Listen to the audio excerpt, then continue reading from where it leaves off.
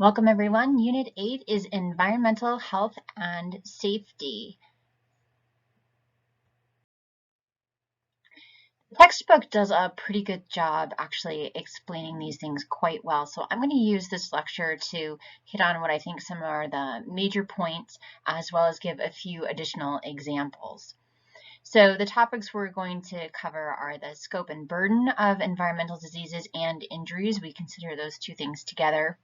Different types of assessments, so environmental, public health, and ecological risk assessments, the health impacts of the built environment, a little bit about injuries, and then a little bit about response frameworks. So let's talk about scope and burden of environmental health and safety. So if you've been following these lectures, you're pretty familiar with this graphic. So when we're talking about injuries, so I'm going to use my pen here, most of these causes of disability and premature death down here in the green are going to be injuries. So falls, motor vehicle accidents, self-harm, and violence are also included here, and they are significant. But then there's also fire, foreign bodies, mechanical injuries, such as, workplace occupational injuries, those types of things. So those are, of course, part of environmental health and safety, but then there are lots of other things that are part of our environment that impact our risk for other types of health problems. So our risk to carcinogens in the environment is going to affect our risk of cancer. Our exposure to air pollutants is going to affect our risk of not only lung disease, but also heart disease. So in reality, many of these things over here, right? And of course, we know about social determinants of health, and we know about how the built environment can affect mental health. So a lot of those things are going to be impacted by our environment, as are, of course, our risks for infectious or communicable diseases over here, as we saw when we did the communicable disease unit. So sanitation measures, all those types of things are going to be really important. So it's a little tricky to talk about environmental health and safety as a separate topic because it's intertwined with the others, but there are some specific features that we're going to point out and talk about today. So when we think about the environment, there are generally three ways that we talk about it. One is the natural or unaltered environment, so kind of nature in its pristine, virgin state, which in the world of today doesn't really exist, except for maybe at the bottom of the ocean floor in some places, perhaps, maybe. Then the altered environment, so things that humans haven't built, but ways that the natural environment has been impacted by human activities, which is most of it. And then the built environment, which are the landscapes and buildingscapes that we actually create. So when we're thinking about how we have different types of environmental diseases and injuries, of course, in that natural environment, so weather events that didn't happen to be impacted by climate change or human activity, wild animals, poisonous plants, infectious organisms, so if you've ever watched an episode of Survivor, there are lots of things out there that can cause you injury or illness. And then with the altered environment, we have to acknowledge that humans have impacted most parts of this planet in two major ways. One is by consumption of resources, so land, water, air, minerals, biomass, fossil fuels, carbon, right? So we consume a lot of resources, and then we also produce wastes. It's kind of interesting. We're kind of the only animal that makes garbage. So we produced all types of waste. We produced radioactive waste. We produced sewage. We produce plastics. We produce carbon dioxide and methane through burning of fossil fuels, right? So we produce all types of things that then impact the environment. And then the built environment itself, right? So that's our buildings, our roads, our vehicles. It's also how we heat and how we cook, how we power them, what we use for power, the chemicals that we use as part of our personal care products, or to make our Teflon pans, or to spray on our lawns. and the landscapes they create too. So the ways that we farm, or the ways that we landscape our gardens or our flower beds. So all types of things go into the built environment, but these are things that humans are directly building, right? That we're directly creating. So when we think about environmental health and safety, kind of the big three that rise to the top of, being a part of this category are accidents and toxic exposures. So accidents is a huge category, right? So accidental injury, unintentional injury is about, plus unintentional toxic exposures like accidental ingestions of poisons or unintentional overdoses, those types of things, account for 10% of all deaths total in the United States, about 100,000 per year. So that's an awful lot. Most of those are motor vehicle accidents. And about 20% of all preventable deaths. As you've heard me say before, everybody has to die. Most of us are eventually going to go because our heart's going to give out or we're going to get cancer. But of those preventable deaths, about 20%. So this is a sizable chunk where there is some potential actions and interventions that we could do to reduce death and disability, especially because these are the #1 causes of death among people ages 1 through 24. When you put them all together. So those are folks, we really don't want those people to die. They have a lot of life ahead of them. So this is big and something that a lot of public health workers spend a lot of time trying to positively impact. The second big thing to talk about is air pollution, because there's just no getting away from it. It's ubiquitous. It's everywhere. You would think, oh, we're in small town Wisconsin. We have such clean air. That's generally true. But remember the big wildfires that were in Canada this past summer. And we had some pretty hazy, smoky air for a while. Also, if you live downtown or you live close to the highway, you are actually exposed to higher levels of pollution than other folks.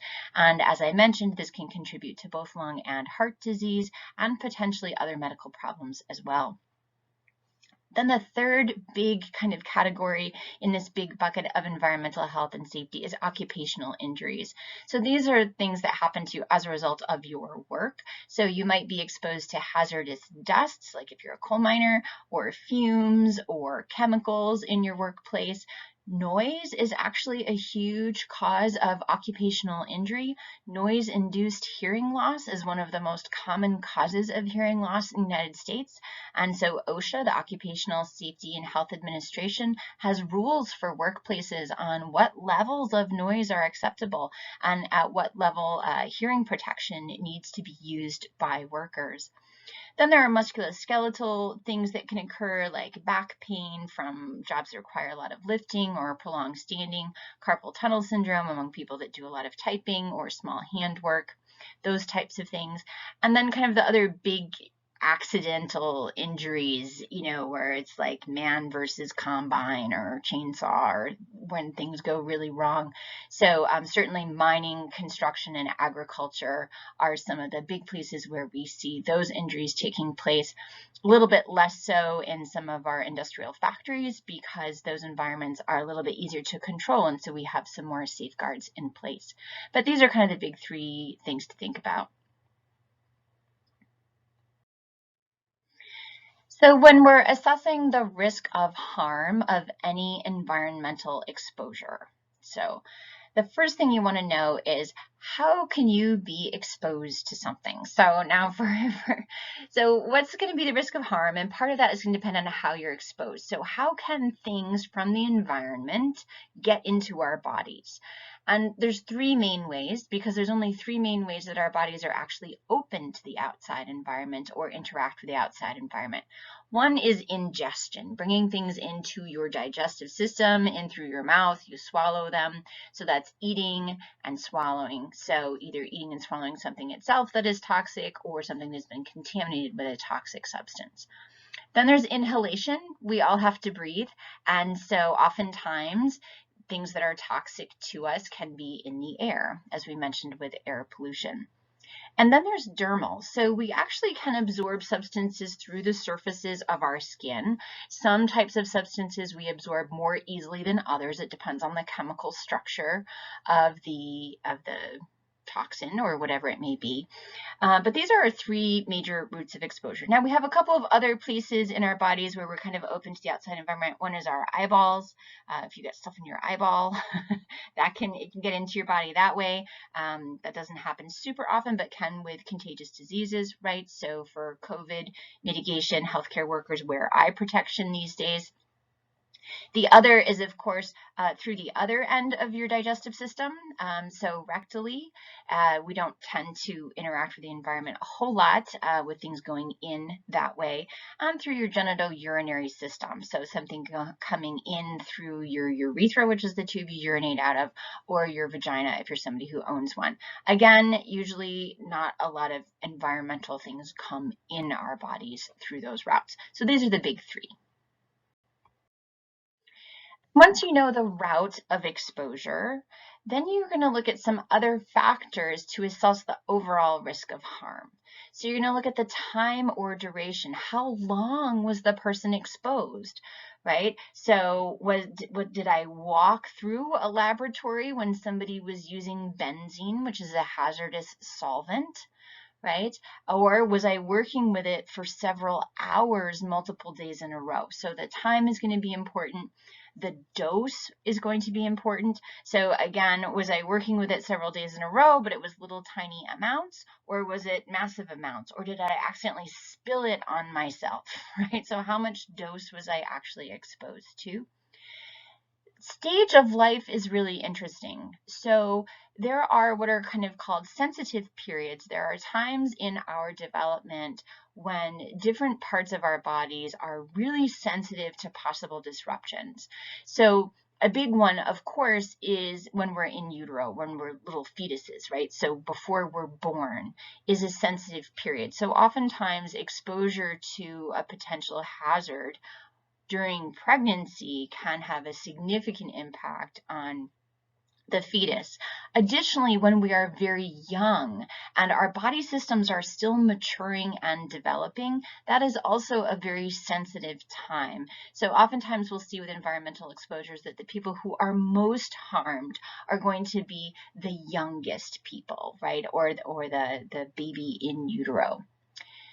Then two other things would be the presence of other medical conditions. So for example, I, as someone who doesn't happen to have asthma, might be able to tolerate a certain level of air pollution without any symptoms, but someone else with a history of asthma might have symptoms and suffer bad effects from that same amount of air pollution, or from a lower level of air pollution, or from that same amount.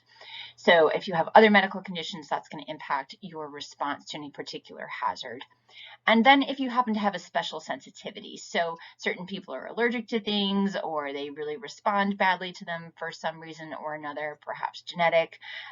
So peanuts are fine for me, but they may not be fine for you, depending on your situation.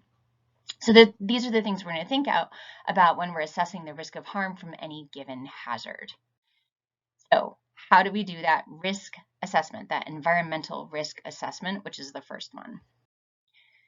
So we're going to identify the hazard, whether it's benzene or mercury or lead or PFAS or any of many, many others. And then we're going to check all those things, right? We're going to look at the dose, the route, the time. We're going to see how much people are actually exposed to, right? So that then we can quantify the risk by saying, based on what we know about how much harm accrues to people with a given dose, we can estimate that the presence of this in the environment is going to pose X amount of risk to these individuals. So for example, when we first started regulating benzene, the Environmental Protection Agency had to prove, okay, well, at these levels of benzene exposure over this amount of time, it can cause these particular health problems. Therefore, we should regulate benzene levels to keep them at or below that level. And so this is how the United States handles environmental risk assessment. And that is the level, that's the standard that's required for regulations and rules. So for example, if EPA or OSHA is going to pass a rule or a regulation about how much of something you can be exposed to, We have to have this environmental risk assessment that demonstrates a clear relationship between the amount of exposure we would expect for somebody to incur in that environment and a proven result of harm. So this requires a lot of data collection and evidence over time to prove that exposure to a particular hazard results in harm, and is the current standard that is required by the United States. This is different than many other highly developed nations. So a lot of folks refer to the United States approach as proof of harm. So you have to demonstrate that if you expose somebody to levels of benzene above this, then they will have adverse health outcomes. Therefore, the government says, okay, you can regulate that and say it can't be higher than that level. In the European Union, however, they follow what's called the precautionary principle. So what they say is, well, if there's reason to believe it is likely to be harmful, then you can regulate it or even ban it sometimes, right? So they put the burden on proof of like, you have to prove that it's safe. Otherwise, we can regulate it and restrict it if there's reason to believe that it could be harmful. In the United States, we have to prove that yes, exposure to this chemical for this amount of time is associated with these particular health outcomes in order to be able to regulate it. So I hope you can understand the two differences there. So let's look at an example. You have perhaps heard about PFAS. They've been in the news. So PFAS is actually an abbreviation. It stands for perfluorinated something something. I don't remember the name. Everybody calls them PFAS.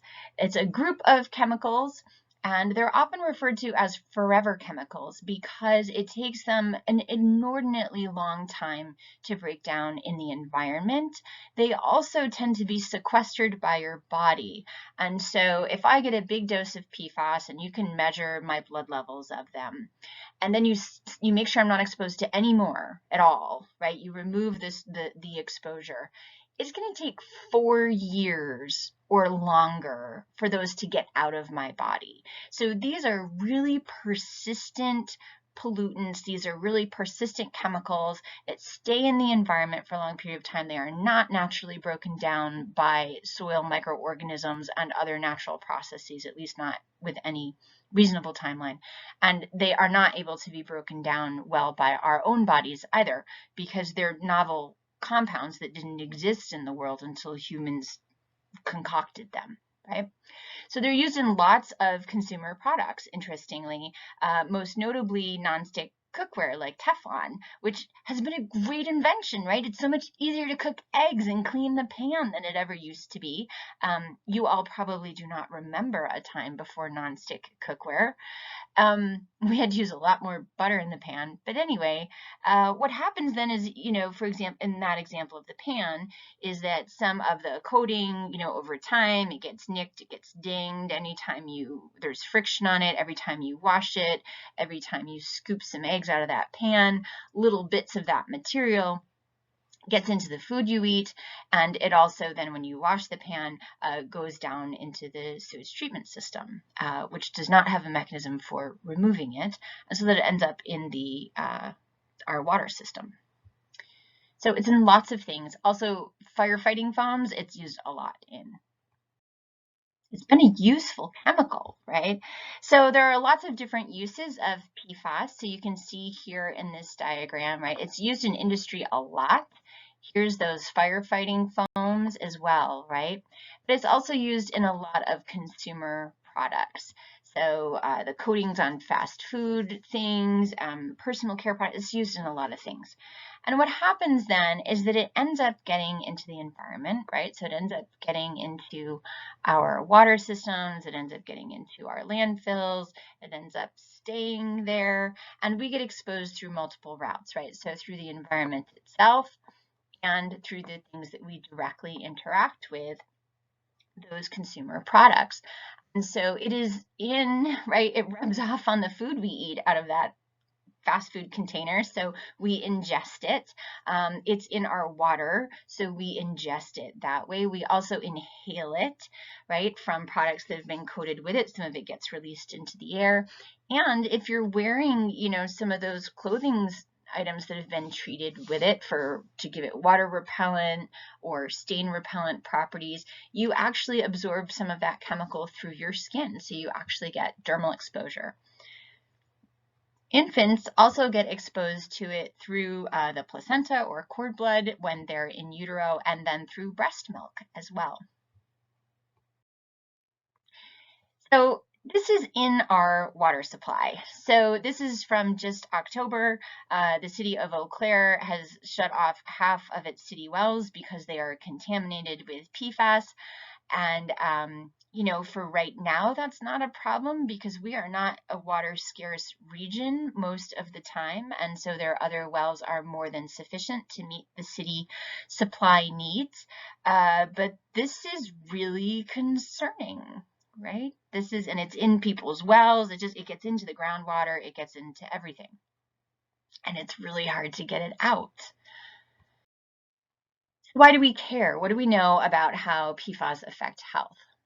Well, they seem to increase your risk for a lot of things. So in terms of your metabolic health, your risk of diabetes or high cholesterol, cancer risk, interferes with hormones. It can make it harder to get pregnant. It can cause more complications in pregnant people.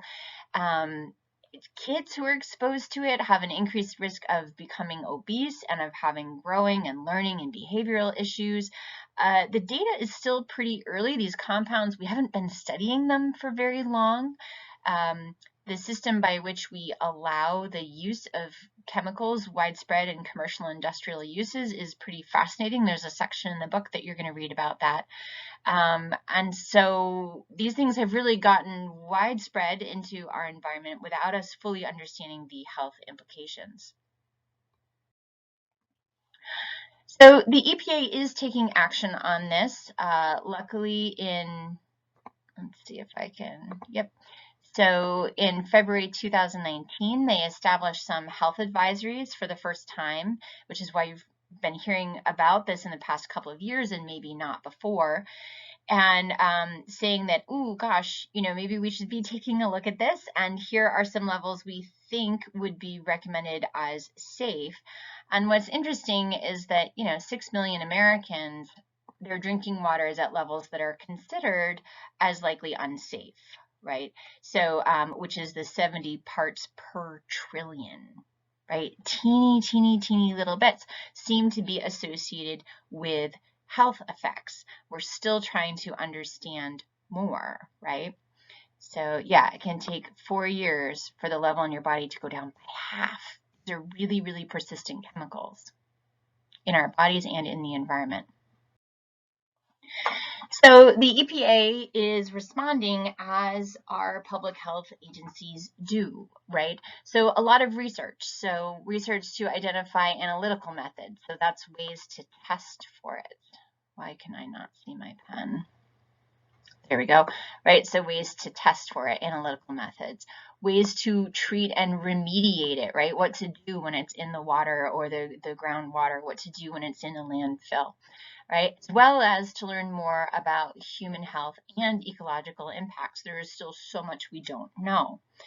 So they have these advisories, which are non-enforceable, but they're recommendations that are out there, and then some other ways to assess. And so they're recommending some monitoring programs and some models to kind of predict how much of a problem this might be, and some mapping. And then in terms when it comes to like actions, like what are we actually going to do at this point, because the data is still rather in its infancy. When you look at the actual, okay, this is what we're going to do about it, aside from collecting more information and developing better research, we're going to propose a drinking water preliminary regulatory determination, right?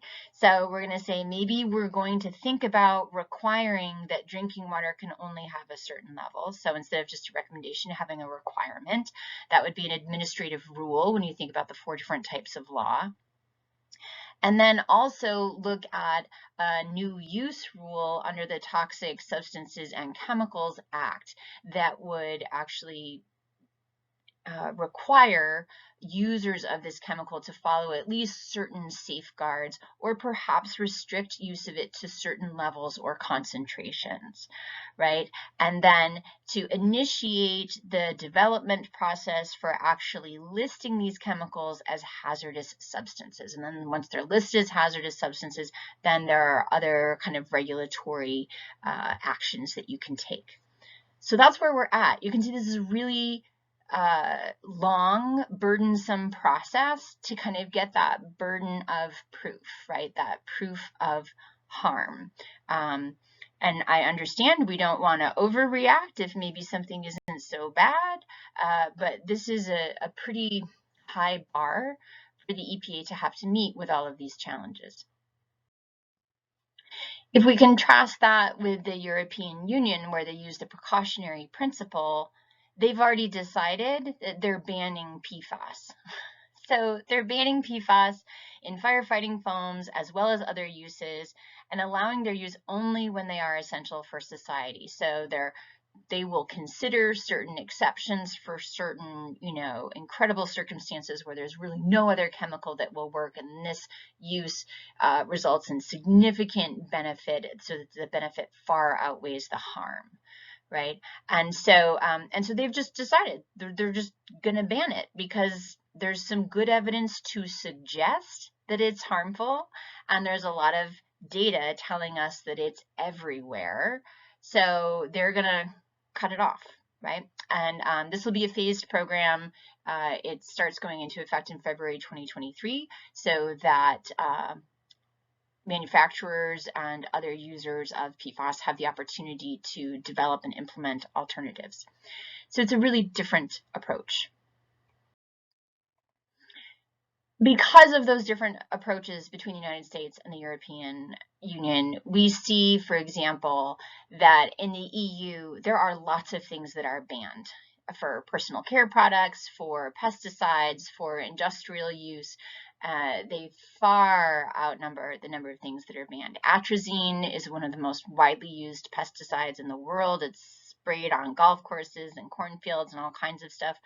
There's demonstrated reproductive harm to amphibians and probable reproductive harm, to humans, but we haven't proven reproductive harm to humans, and so it is not banned in the United States, but it is banned in the EU, right? So this is a difference of burden of proof versus precautionary principle. So keep in mind that the fact that this is how we operate in the United States is a choice. It's a result of our laws, and can be changed with legislative statutes, for example, which can be passed by your legislators. So if you feel like our current standard is not what you want to see moving forward, then there are things that you can do to make a change. On that note, I'm just going to talk briefly, a little segue, a little tangent, a little off topic about some of the impacts of laws, policies, and events. We have made huge improvements in environmental health over the past 5 decades. So passage of the Clean Air Act and formation of the Environmental Protection Agency has been enormously helpful. Right, so what we're looking at here is Los Angeles, which used to be famous for its smog and famous for its air pollution. So you can see the photo on the left. That is not fog. That is smog. That is pollution.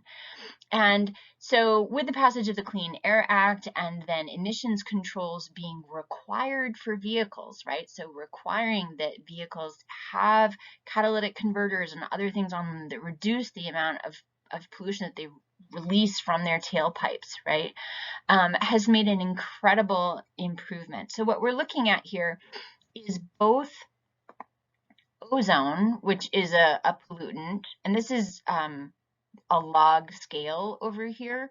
So even though the difference between, say, this and this doesn't look very large, right, it's really going from like 70 to 20. So it's quite a significant difference. But what you can see, so the ozone levels went down considerably. This is a particular byproduct of the exhaust and how it reacts with the environment, and a particularly noxious pollutant that forms. So this is one of the various types of nitrate forms of pollution that are present in the air. And we see with the passage of these regulations, dramatic decreases in this particular chemical. And this is one that really makes your eyes sting and it really kind of smells bad. So this one caused a lot of symptoms. And it's really interesting to see a couple of things. One is that even though the population and also the number of vehicles tripled during this time span that we're looking at, we still were able to significantly reduce the overall level of pollution, right? So imagine if the population had stayed stable, it would be even lower than it is, right? So that's amazing. That's incredibly effective.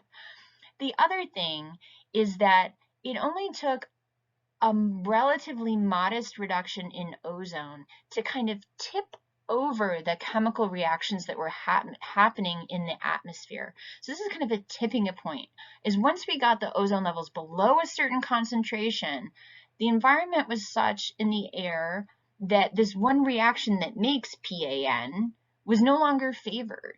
And so we reached a beneficial tipping point, right, where those chemical processes kind of flipped into a different pathway that didn't end up creating this pollutant. So tipping points are really interesting and really fascinating, and also really kind of terrifying if you're paying attention to climate change and biodiversity loss. Another kind of happy story, right, is so during the early days of the pandemic, when many countries went into lockdown and people weren't driving anywhere anymore and people weren't flying nearly as much, but it was mostly the driving that made the difference. Huge improvements in air quality happened all over the world, right? So we know how we can impact air pollution in a positive way. So many of these places do not have as strict air pollution controls or emission controls on vehicles as we do in the United States, or perhaps on some of their industrial factories and things like that. So there's work that we can do here, and we know we can do it, right? So so that's kind of exciting. It's like, okay, let's make this happen. But we can't control all potential sources of air pollution. And so if you paid attention at all to all of the wildfires that have been happening around the world, in large part happening with more frequency and severity due to the impacts of climate change, which is a whole complicated and fascinating and terrifying thing, right? And we see huge impacts of this. So these are some pictures taken in Seattle over the course of a particular summer that was a relatively bad summer in terms of the wildfire season from the same view. And what you're seeing again is not fog. What you're seeing is smoke in this example. And so there have been many days in many of some of our largest and most tech-savvy and progressive cities where it is literally unsafe to go outside because the air is so polluted with smoke from these wildfires. So when we think about environmental health, this is going to be a major challenge for us, as it is projected that wildfires are going to become more and more prevalent and more severe due to the impacts of climate change. So that was a little tangent away from talking about environmental risk assessment, public health assessment, and ecological assessment. So we had been talking about environmental risk assessment and the need to identify a hazard, identify the route of exposure, the amount of time, the dose, the sensitive periods, the underlying factors within the human, in order to quantify the actual risk posed to an individual from that particular hazard. So that was environmental risk assessment. Public health assessment. So this is a little bit different. So public health assessment is looking at the risk to the entire community. So say not just workers in a shoe factory who are exposed to a certain chemical, but this is the risk to everybody, an entire community, by collecting data on that population over time. So this is really tricky because it's big. It's lots of people. There are so many more variables that are involved. And these types of studies can take decades to produce. There's so much data that needs to be collected, analyzed, and then communicated in order to figure out what's going on. But they can be really powerful.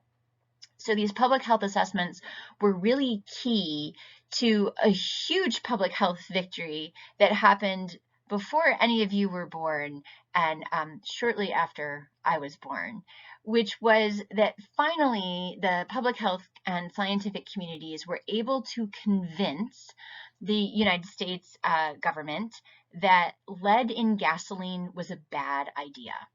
And that when you had lead in gasoline and the gasoline was burned, that lead was then released into the environment as fumes, and then people were inhaling it.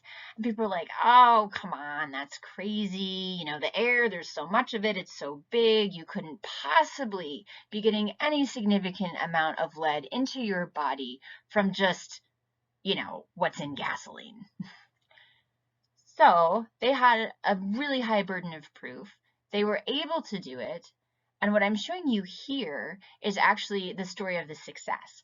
So what we're seeing here is that in 1975, the EPA actually started phase down of lead in gasoline. And so what we're seeing in the green is the actual amounts of lead that were used in gasoline over time.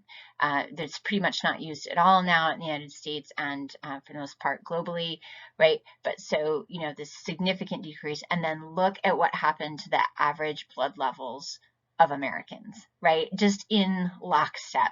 So yes, in fact, the fact that lead was in gasoline was contributing to high levels of lead in Americans, including American children, where because that's a sensitive period for their nervous system development, it caused significant developmental and cognitive delays. Now, lead, as you probably know, is still a problem for lots of different reasons, and so you have some media assignments about that, and there's also additional information in the textbook because lead is still a really important environmental health hazard, but a huge success story. The final type of assessment is an ecological assessment. So what's the risk to the entire ecosystem, right? So it's not all just about humans. What's happening to the plants, what's happening to the animals, what's happening to our water, what's happening to our air, what's happening to our ozone layer, all of those things, right? And so that could be a semester in and of itself. So there's a little bit more in the book, and super important. It's not just all about us. The last thing I want to point out is that when we're thinking about risk assessments, we have to remember that most of us aren't exposed to just one environmental health hazard. So most of us are exposed to multiple different hazards, sometimes at the same time, sometimes at different times, sometimes in different combinations. And so your risk of any given outcome is going to depend on how all of those things interact with each other and in your body. So it becomes enormously complicated. When it comes to kind of trying to quantify or measure those risks, there's something that we need to acknowledge, which is that sometimes the risks are what we call additive, right? So if I was exposed to one thing one day that had this much risk and the other thing the other day that had that much risk, now my risk is the two of those added together. But sometimes one factor will synergize or potentiate or make far worse the risk associated with another exposure. So for example, if we're looking at the relative risk of cancer, so for someone who doesn't have any of the exposures that I'm going to talk to you about, their relative risk would be 1, right? That would be just kind of baseline. So if you are someone who is exposed to elevated levels of radon, a naturally occurring gas that tends to seep up through our basements into the air we breathe, your risk of cancer is about 4.5. So you have 4 times as high a risk of cancer as someone who is not exposed to high levels of radon in their home. So that's really significant. You're more than 4 times as likely. That's really significant. Now, if you're a smoker, not radon, but smoker, it's even worse, right? So we know smoking increases your risk of cancer. You are 9 times more likely than a non-smoker to develop cancer. Now, what if you both are a smoker and are exposed to radon? So now is your risk 13.5 times higher? Actually, no. So if you put those two things together, they are synergistic. Your overall risk is about 40.5 times higher. It's multiplicative, right? So it just snowballs. So we need to keep that in mind, because when we have to show burden of proof and proof of harm, those studies usually look at individual hazards one at a time in isolation, because we have to kind of prove this association between exposure and harm.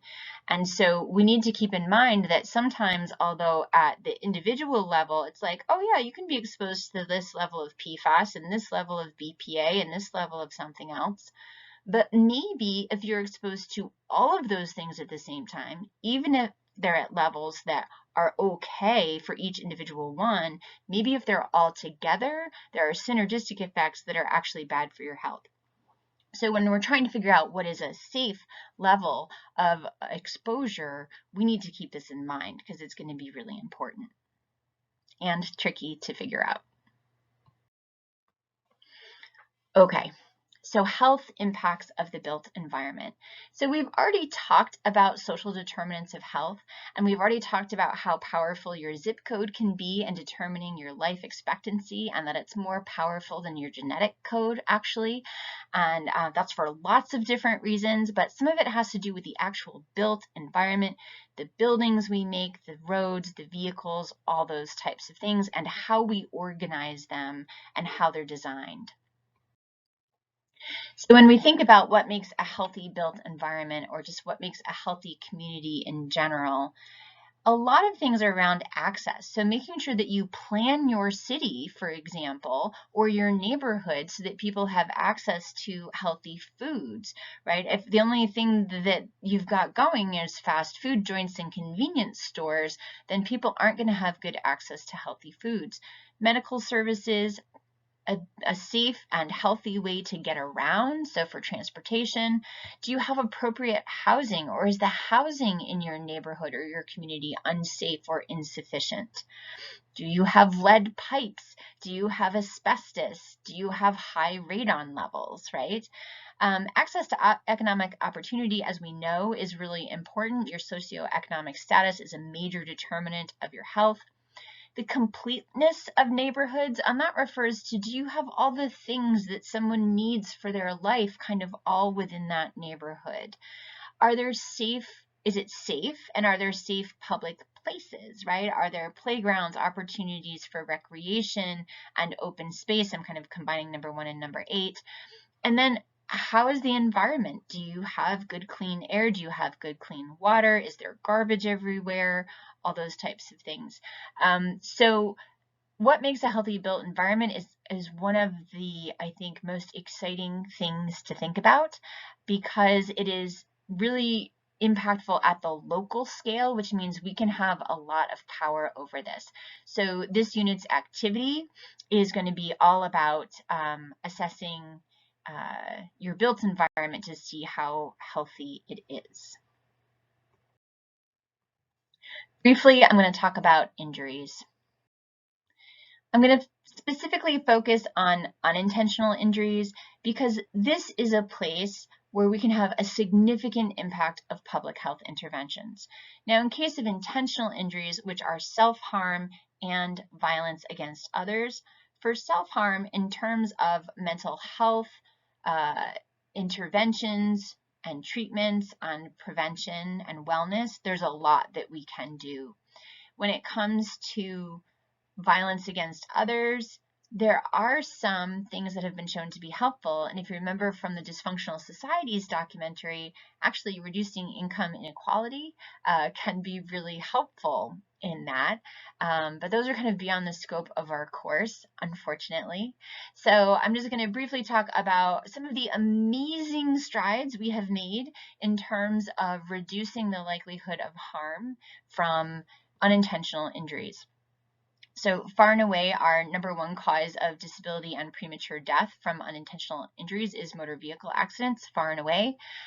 So everything from seatbelt laws and requiring that seatbelts are even in cars, right? That didn't used to be a thing, to requiring airbags. And there are other engineering features about how cars are designed now so that when the windows break, they break into little tiny pieces instead of big jagged bits that can stab you in the eyeball.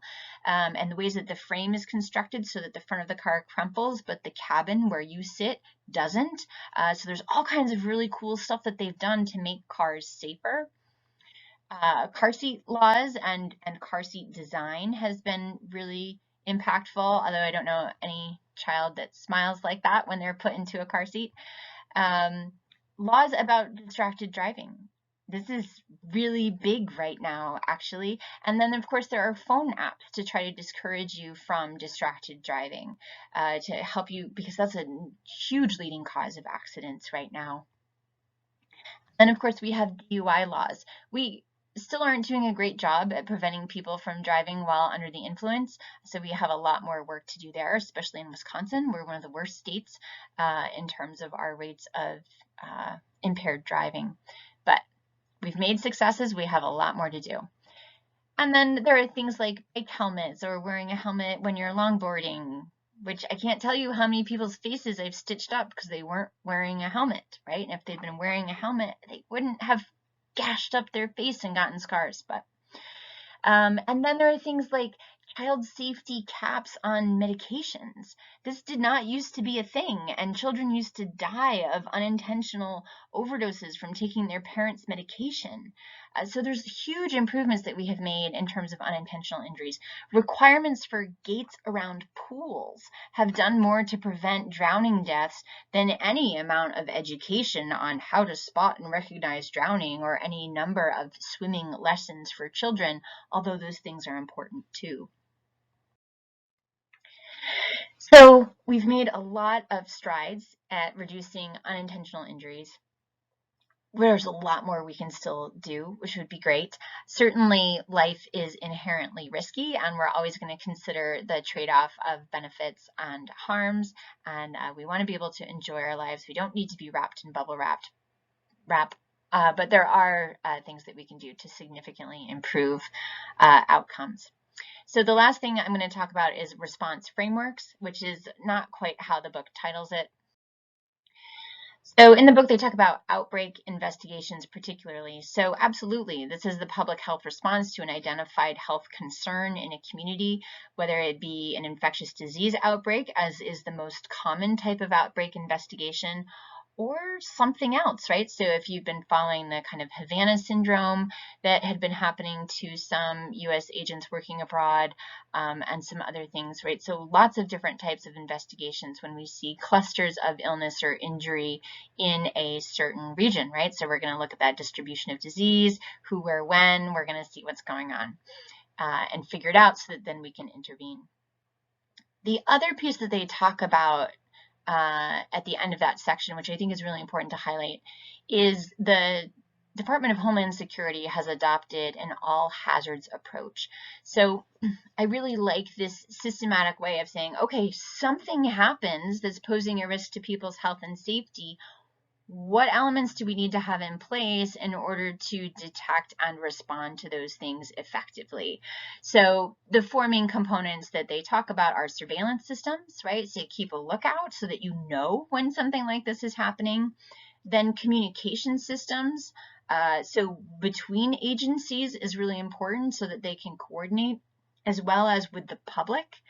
And then because it's Department of Homeland Security, right, we're going to focus on evacuations and then, of course, an organized healthcare response, right? So the better organized we are, the better we can meet the need. And so I just want to, using a recent example, there's a huge tornado that happened in Kentucky not long ago. Absolutely devastating. But because we have surveillance systems in place, we knew it was likely to occur. So it happened to be on a Friday. Warnings started going out to residents that there was likely to be a severe storm at, I think it was 9 or 10 o'clock in the morning. And then all through the afternoon, it continued to be updated with, yep, it looks like it's going to be really bad. Yep, we're pretty sure there's going to be a tornado. And then eventually, you know, it's going to be a horrible tornado and you should get underground, right? And so they were able to give those notices out to people so that they could respond appropriately. And although there was tragic loss of life associated with this incredibly destructive tornado and bunch of tornadoes that moved through Kentucky and some other states, the loss of life would have been far greater if it weren't for those surveillance systems and those communication systems. And so that allowed for evacuations. A lot of people evacuated to safer places. A lot of people sheltered in place. They knew what to do ahead of time. They'd had the education and training. And then the EMS services responded, and they went out to kind of rescue people and find people in the debris. So all these different components of an effective response to some type of environmental event that causes illness or injury. So that is it for environmental health and safety. We talked about scope and burden. We talked about the different types of risk assessments, and with a little aside about differences in regulatory framework between the United States and the European Union. A little teaser about making a healthy built environment, and then briefly spoke about injuries and our response framework. That is it. Thank you.